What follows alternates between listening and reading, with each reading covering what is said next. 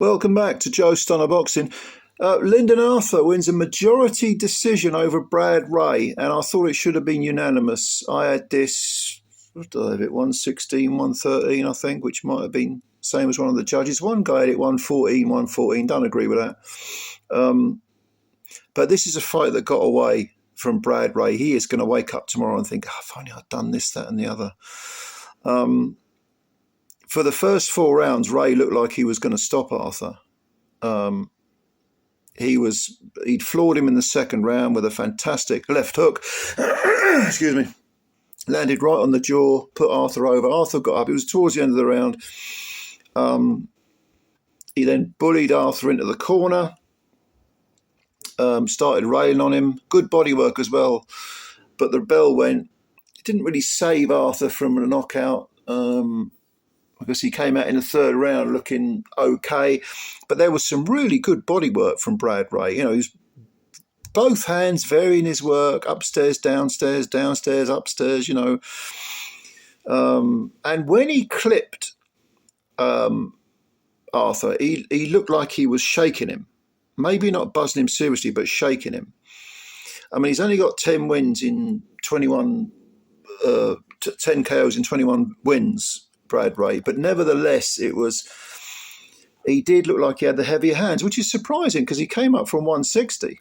I don't know whether he jumped over 168 or whether he had like a stop-off fight there, but it was very very noticeable that the supposed smaller guy, the guy with the narrower shoulders and, you know, his frame didn't look quite as big as Arthur's, he was the guy in the clinches who was bullying him. And if there is a complaint that I've had about Lyndon Arthur throughout his whole career, it's that he does tend to, he doesn't seem to like having an up-close and personal row.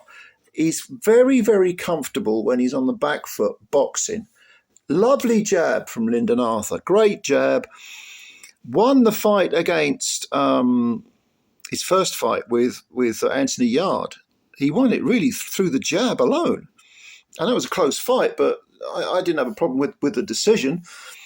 But, you know, when he's jabbing and he's landing that big right hand, you know, as just a traditional sort of conventional 1-2, he's very, very good. And he did that in the first round against Brad Ray. He landed very early on in the round. He landed a battering ram jab and pinged the right hand over the top. And interestingly, Ray took it. I mean, Brad Ray's nothing wrong with his chin at all. But like I say, in the second round, he got floored. It was a 10-8. I had the third and the fourth to Ray as well. But from then on, in the fifth round, the tide turned. And this is where Brad Ray is going to rue what happened, because he seemed to take his foot off the gas. And the one thing you don't want to do is let Lyndon Arthur get back to his boxing, get back to his jab.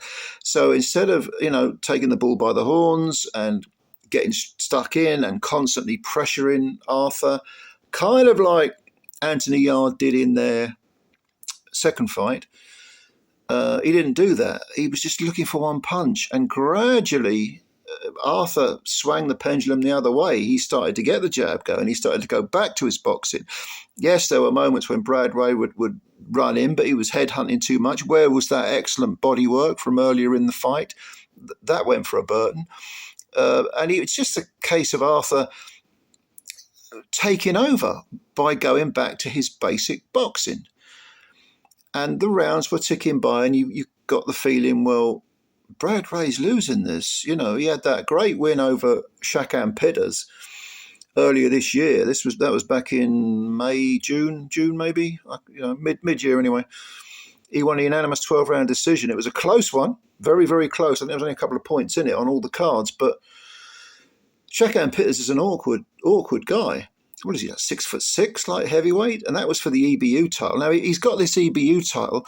You don't want to lose it through just by giving it away.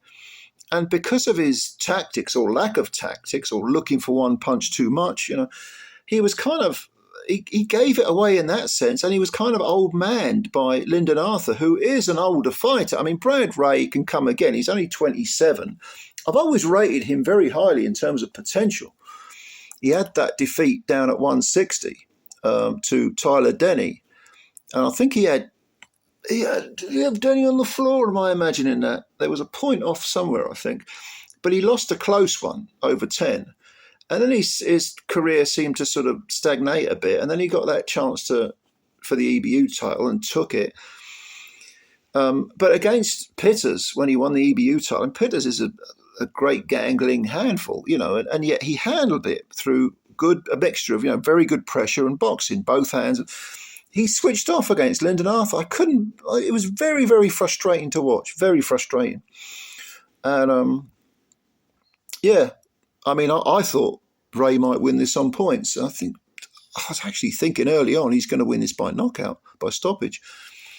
But no, he turned the engine off, and was just following Arthur around the ring. Arthur is very, very adept at pinching rounds with the boxing, with the jab. He's very crafty, got a good ring IQ, but doesn't like it up him.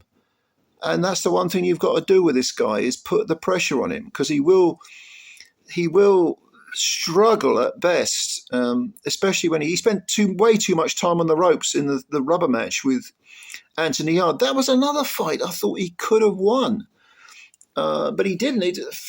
He didn't because he was just too. I mean, timid's the wrong word, but if you put him on the back foot, he does tend to go into a little bit of a shell. I mean, he convincingly lost that rubber match against Yard. It was 4 points, 5, maybe even 5 points, 117, 111, something like that. I think I had it, something like that.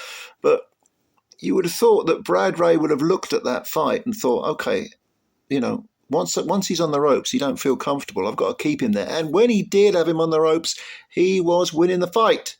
But he just couldn't maintain it. And as a result, Lyndon Arthur is now the new EBU champ. He's held the Commonwealth belt before, but at 34, he's looking to have an Indian summer of a career. He had one world title shot against Dimitri Bivol. What was that? WBA light heavyweight fight over in Riyadh back in 2023, a couple of years ago, whatever it was, 2.5 years ago, maybe 2 years ago, 2.5 years ago. I don't know. And then he had that awkward split decision win over Liam Cameron. Then he lost to Yard, and then now he's beaten Ray. I mean, it is very much a sort of hot and cold career he's had. But he's always had ability, Lyndon Arthur. And now he's got the EBU title. Maybe he can get his way to another world title shot. I would imagine so. For Brad Ray, it's what might have been, what should have been. He's got to go away, look at this fight. His corner man, is it his father is his corner man? Was screaming blue murder at him with 2 rounds to go. You need these 2 rounds or you're going back to the small hall circuit. Well, hopefully it won't be that bad. But, it was, he could have won it and didn't. And all credit to Lyndon Arthur, he did what he had to do. He's never been the most exciting of fighters, but technically he's good. He's got a good ring IQ, good brain on him.